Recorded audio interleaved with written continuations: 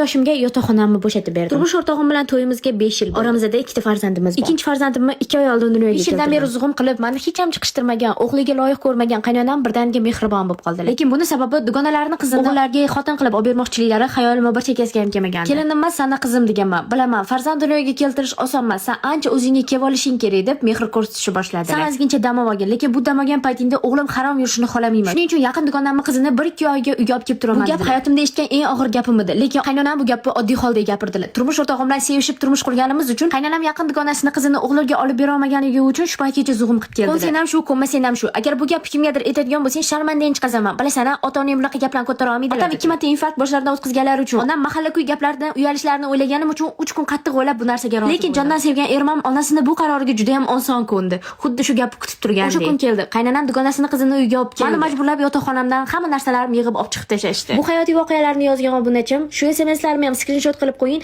Odamlar prosmotr uchun yolg'on gapiryapti deb o'ylashmasin deganlari uchun Instagramga bor haqiqatlarni skrinshotlari bilan qo'ydim. Ovozimni qancha tezlashtirsam ham voqeaning hammasi bu videoga sig'madi. Menga obuna bo'lib qo'ying. Oxiri qanaqa tugaganini keyingi videoga qo'yaman.